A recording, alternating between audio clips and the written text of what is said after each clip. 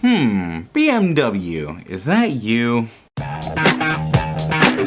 Hello everyone, welcome to EA40 and welcome to a new episode of 2 Cents on 4 Wheels, where in this one we're going to talk about some recent news from Mazda with their switch to rear-wheel drive and an inline-6 motor. So here's a bit of a background. I have had a soft spot for Mazda for some time now because they've positioned themselves as a little bit better than the likes of Toyota and Honda and those kind of more basic Japanese cars, and made themselves look a little bit more classy with better exterior styling, interior styling, things that will just kind of age a little bit better, like for example the dials still having some analog along with some digital to prevent extra aging in the vehicle, which I think was a good idea. They've been doing that kind of stuff and I've been liking Mazda for those kind of moves. And along with that, Mazda has some really good driving dynamics. Obviously we know of the MX-5 Miata as being like one of the pinnacles of the driving experience, but even driving vehicles like the Mazda 3 and even the Mazda 6, and in one case I drove a Mazda CX-9, those were all really good cars to drive and definitely more premium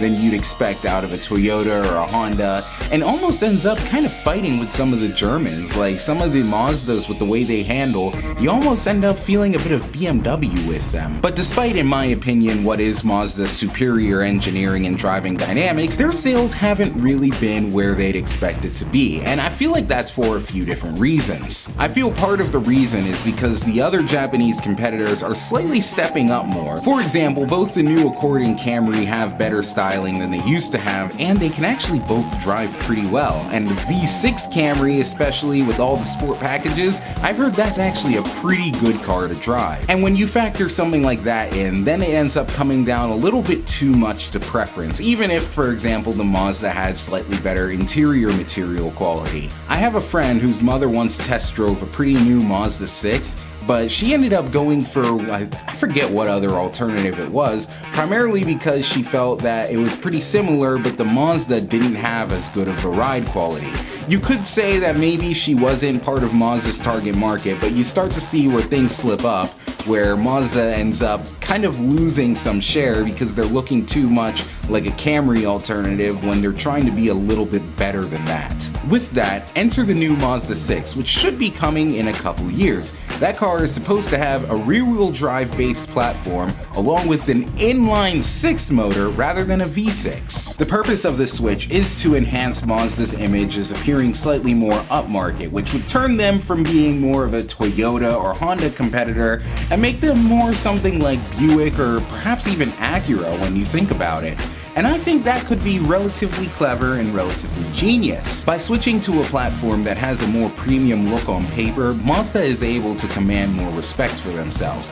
And when a manufacturer is able to command more respect, it allows some of their features to stand out a little more. For example, there is Audi. Audi sells some vehicles that can communicate with the traffic lights and tell the driver when the lights are going to be turning green, as well as recommending a speed that the drivers can drive at in order to maintain green lights for their entire trip if possible. Part of what helps Audi with that feature is simply the fact that they are Audi and they're able to command a little bit more respect and have these more premium features. On the other hand, if Toyota were to make a new engine, it would basically be seen as big deal. But then when you have a more premium manufacturer make some innovation with the engine, then people start to think a little bit more.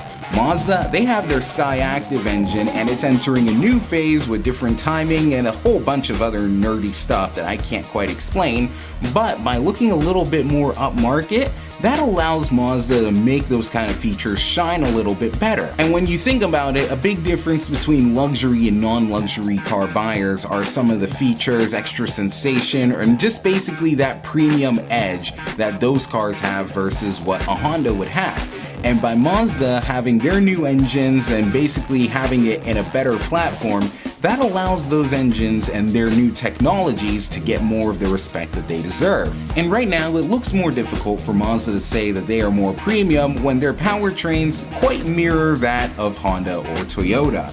The Toyota Camry is a front-wheel drive vehicle with a V6 engine that you can have in front-wheel drive or all-wheel drive. Similar case goes with the Honda Accord. The new Mazda 6, on the other hand, will be a rear-wheel drive platform with an inline-6 motor. Is that BMW sounding to you?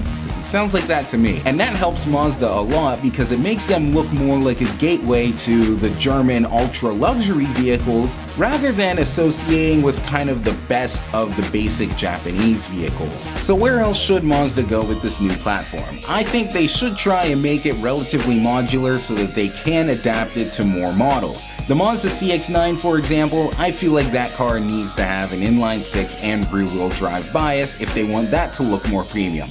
After all, that segment has become extra competitive, and even the Ford Explorer now is available with a rear-wheel drive bias. That's how Ford decided to design this generation. And since SUVs are all the rage again, Mazda could take the CX-9, slope the roof, make it a 5-seater, and call it an SUV coupe-like thing, which for some reason is so popular, and that's a popular model among the more premium SUV market that Mazda can have in their near-luxury SUV portfolio. And think about what the next Mazda6 wagon could look like. It could have this beautiful styling along with the rear-wheel drive bias and an inline-6 motor, almost like the previous generation BMW 5 Series wagons that they used to sell here in the US, and Mazda could basically make a new one. After all, Mazda is starting to look more like BMW. Perhaps Mazda can correct some of the mistakes that BMW has been making recently. But I digress. Mazda is making a completely new and totally different platform, and the ball is basically in their court now. What they have to do is market it well and amortize the cost well. And so with that, what do you guys think of the next Mazda 6 with its new platform that it'll be on? I'm very excited about it, but I want to know what you guys think about it. So thank you guys for watching. Please comment in the comments below, and I hope to see you on another episode of 2 Cents on 4 Wheels.